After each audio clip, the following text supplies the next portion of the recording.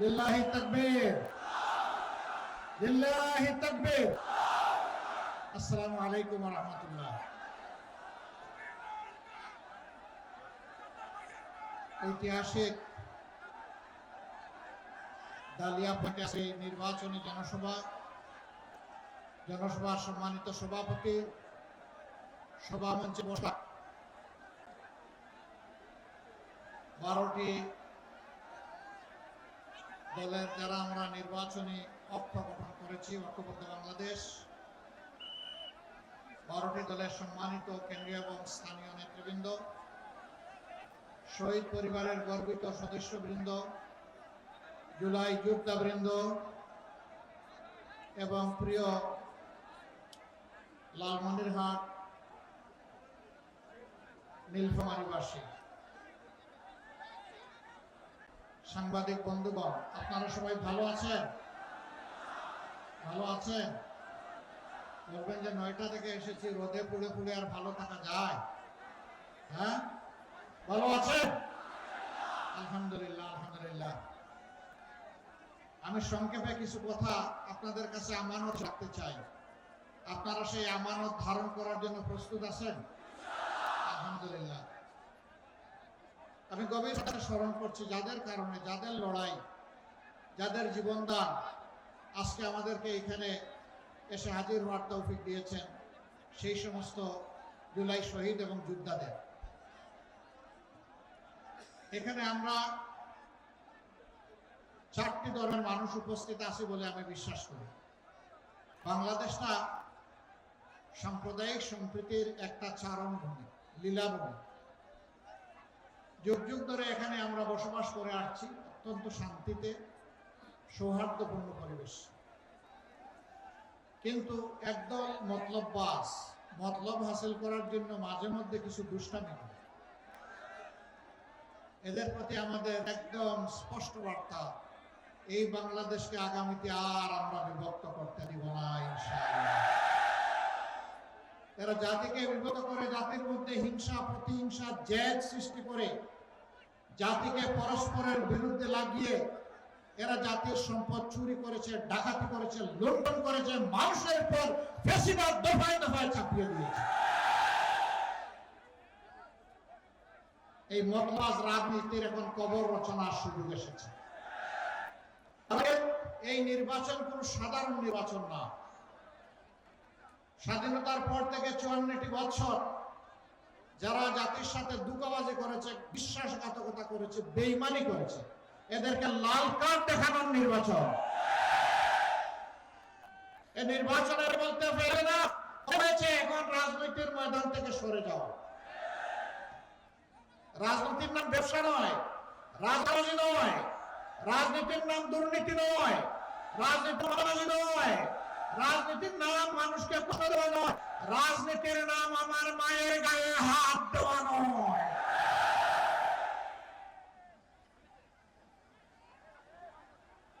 এই অপরাজনীতির অবসান আমরা ঘটাবো ইনশাআল্লাহ।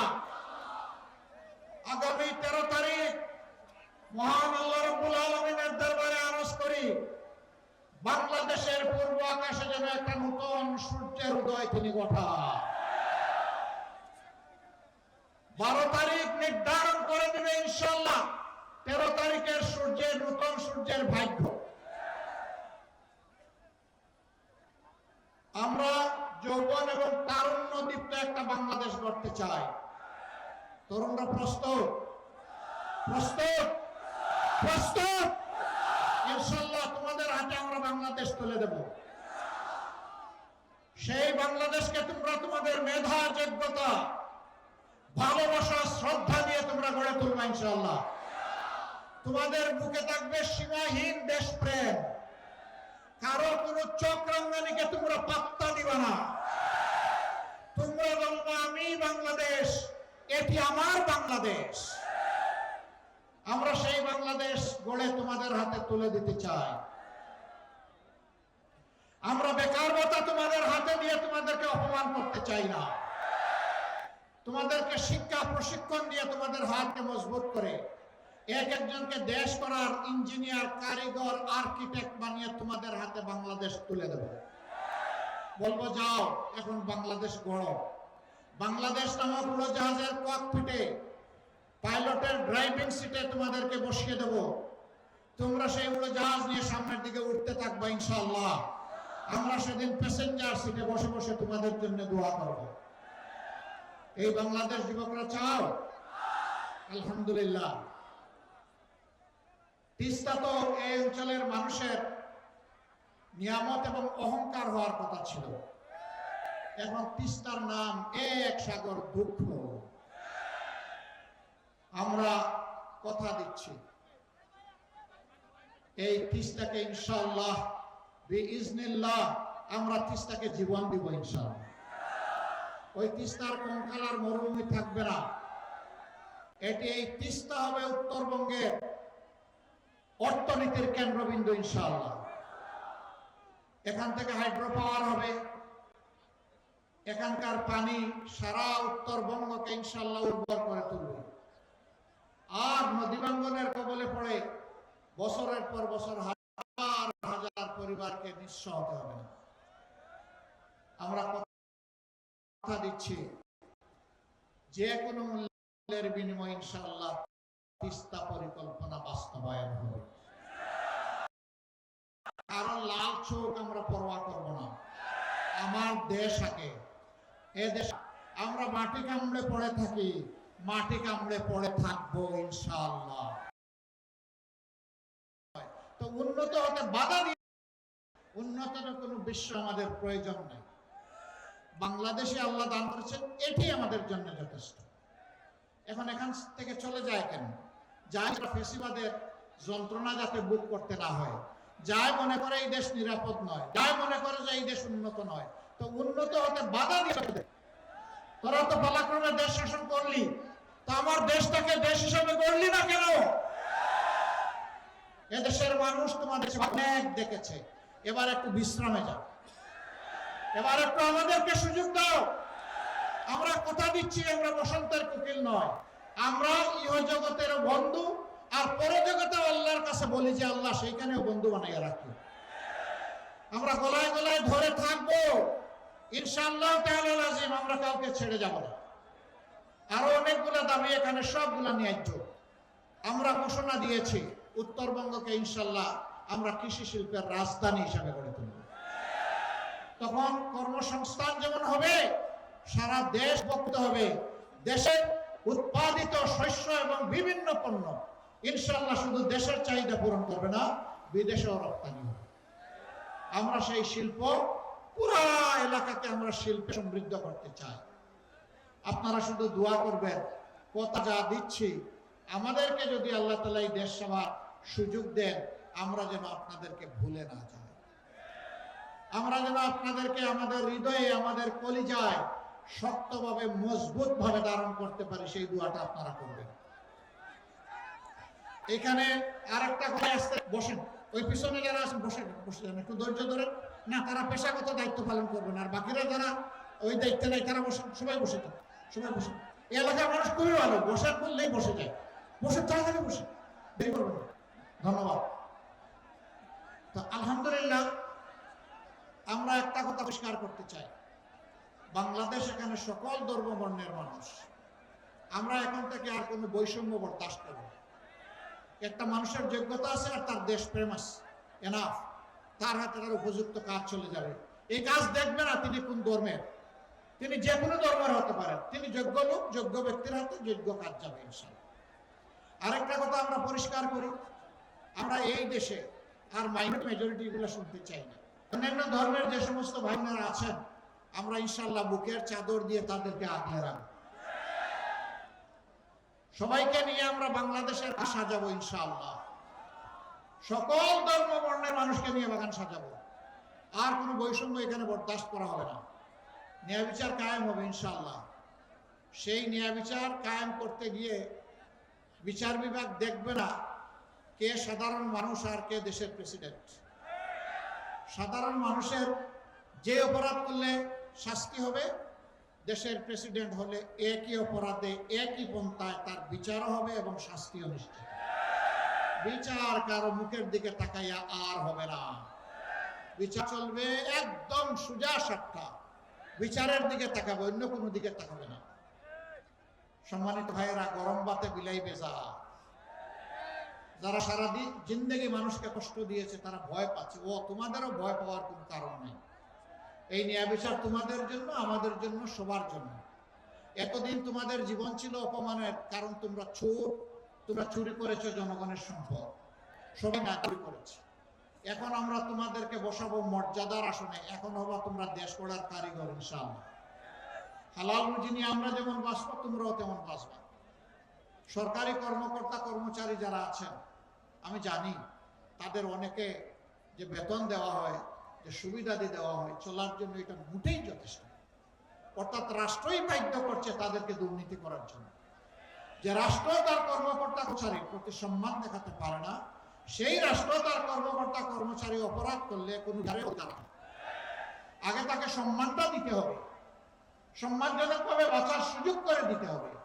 তারপরে যদি অপরাধ করে অবশ্যই তাকে সেইভাবেই বিচারের আওতায় আনতে হবে, কিন্তু এর আগে নয়। এই জন্য আমরা সবাইকে বলি, এটা আমার দেশ, এটা আপনারও দেশ। সবাই মিলে আমরা গড়ব ইনশাআল্লাহ আগামীর নতুন বাংলাদেশ। এবং সেই বাংলাদেশটা আল্লাহর কাছে দোয়া করি 13 তারিখ থেকে হোক। রাজি আছেন? আর একটা দোয়া চাই, কিছু ভাই ভুল করে হোক অথবা মাথাম গরম করে হোক আমাদের মায়ের গায়ে হাত দেয়, আমরা ওদেরকে পরিষ্কার বলে দিচ্ছি, প্রয়োজনে জীবন দিব, কিন্তু মায়ের ইজ্জত কাউকে কেড়ে নিতে দেব না। এদেশের 9 কোটি নারী আমাদের মা। এই মাদেরকে আমরা শ্রদ্ধার আসনে বসাতে চাই। তারা শিক্ষা নেবে, তারা দেশ গড়ায় অংশ নেবে, পেশাগত দায়িত্ব পালন করবে, কিন্তু ইনশাল্লাহ গড়ে, রাস্তা এবং কর্মস্থলে তারা থাকবে নিরাপদ, আর কাজ করবে তারা অত্যন্ত মর্যাদার সাথে। আমরা নারী জাতির জন্য সেটা নিশ্চিত করবো ইনশাআল্লাহ। তাদের জন্য সমাজের আরো কিছু করণীয় আছে, সেইটাও আমরা করব ইনশাআল্লাহ তাআলা, যাতে সবাই মিলেমিশেই আমরা দেশটা করতে পারি। আমাদের 2টি ভোট, আমাদের 2টি ভোট। কয়টা ভোট? প্রথম ভোটটা হবে ইনশাআল্লাহ গণভোট। গণভোটে হ্যাঁ না কোনটা? হ্যাঁ। হ্যাঁ মানে আজাদি, না মানে গোলামি। আজাদি না গোলামি? আজাদি না গোলামি? তাহলে 12 তারিখের প্রথম ভোট ইনশাআল্লাহ হ্যাঁ। সারা সমস্ত মানুষকে নিয়ে আমরা হ্যাঁ ভোটের জোয়ার তুলব। কেউ কেউ প্রথমকে রাজি হন নাই, না ভোটের পক্ষে তারা শুরু করে দিয়েছিলেন অভিযান। পরে দেখেছেন জনস্রোতে ভেসে যাবেন, খবরও থাকবে না। তারা এখন হ্যাঁ ভোটের পক্ষে কথা বলছেন, অভিনন্দন, মোবারকবাদ। হ্যাঁ ভোটের পক্ষে যারা থাকবে তারা প্রমাণ করবে যে তারা বস্তা বসা রাজনীতির সাথে নাই, ফেসিবাদের সাথে নাই, চাঁদাবাজের সাথে নাই, দুর্নীতির সাথে নাই, মামলাবাজির সাথে নাই, মায়েদের অপমানের সাথে তারা নাই। তারা আছে নতুন বাংলাদেশের সাথে, তারা আসে 24-এর আকাঙ্ক্ষার সাথে। আমরা সেই 24-এর আকাঙ্ক্ষাকে সম্মান করে হ্যাঁ ভোট দেব ইনশাআল্লাহ। দ্বিতীয় ভোটটা দেশ গড়ার ভোট। আগামীতে যারা সরকার চালাবে তারা, যারা অতীতে ভালো মানুষ প্রমাণিত হয়েছে তারা, অথবা যারা অতীতে নিজেকে ভালো মানুষ প্রমাণ করতে পারে নাই তাদেরকে লাল কার্ড।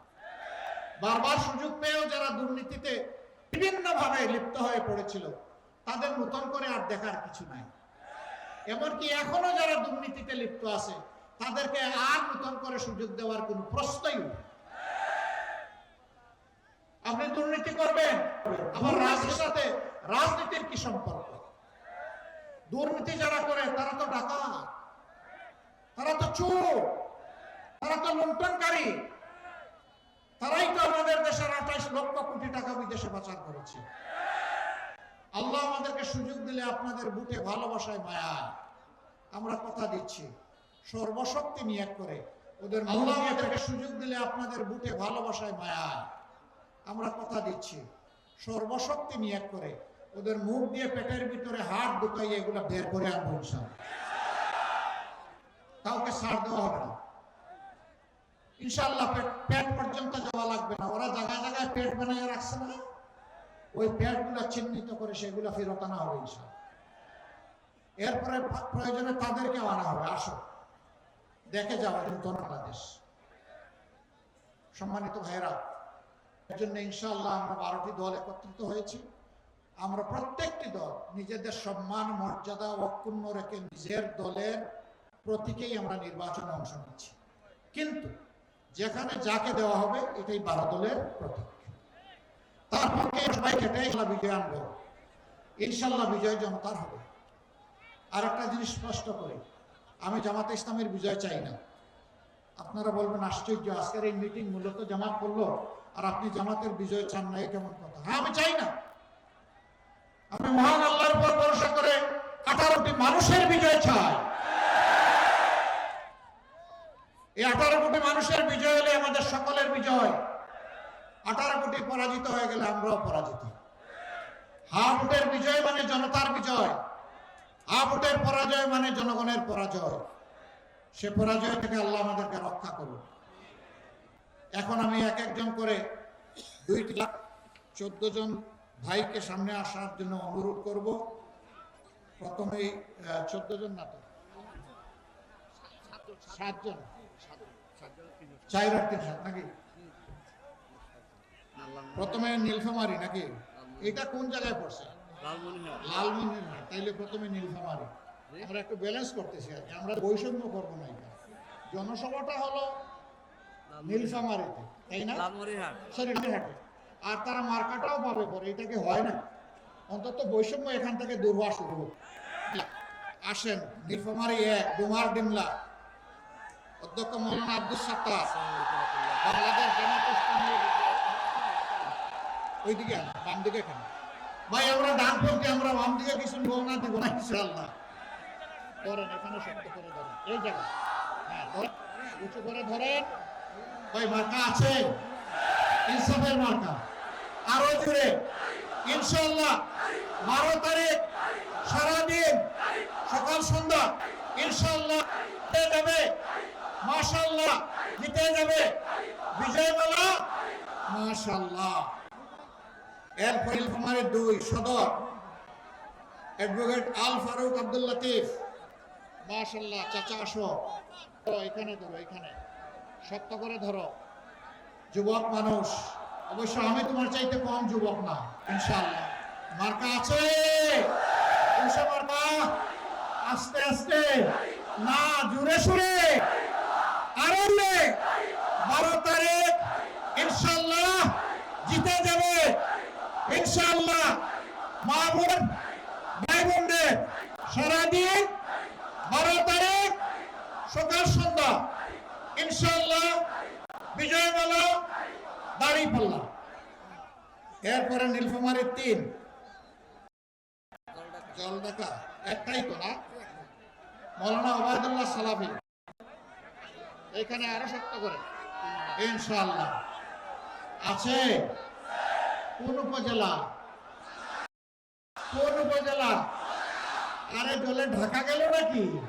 গলা ছেড়ে কোন উপজেলা? জুড়ে সুরে ইনশাআল্লাহ জিতে যাবে 12 তারিখ সকাল সন্ধ্যা।